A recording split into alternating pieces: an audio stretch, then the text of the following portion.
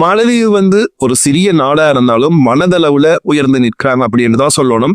ஏனென்றால் இந்த புயல்ல பாதிக்கப்பட்ட மக்களுக்கு அன்றாட உணவு தேவையை பூர்த்தி செய்யற வகையா 25,000 டின் மீன்களை வழங்கியிருக்கிறாங்க. இது நேற்று பின்னேரம் இலங்கைக்கு சேர்ந்திருக்குது.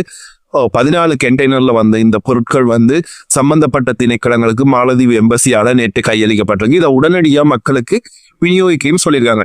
அது மட்டும் இல்லாம மாலதீவோட அரச ஊடகமும் அங்கே இருக்கிற தனியார் ஊடகங்களும் இணைந்து ஒரு கேம்பெயின் செய்திருக்காங்க. இலங்கைக்கு நன்கொடை வழங்க வேணும் என்று சொல்லி அதன் ஊடாக கிட்டத்தட்ட 24 கோடியை மக்கள் தானமா வழங்கியிருக்கிறாங்க. கிட்டத்தட்ட $8 லட்சம் இதன் ஊடாக நன்கொடையா வழங்கப்பட்டிருக்குது. இந்த செயல் இரண்டு அரசாங்கங்களுக்கு இடையில ஒரு புரிந்துணர்வு இருக்கிறதுன்றது வேற. ஆனா மக்களுக்கும் இலங்கை மேல ஒரு நன்மதிப்பு இருக்குது, நட்பு பாராட்டுறாங்கன்ற விஷயம் இதனூடாக எங்களுக்கு புலப்பட்டிருக்குது. இலங்கையர்களா மாலத்தீவு மக்களுக்கும் மாலத்தீவுக்கும் நன்றிகளை தெரிவித்துக் கொள்கிறோம்.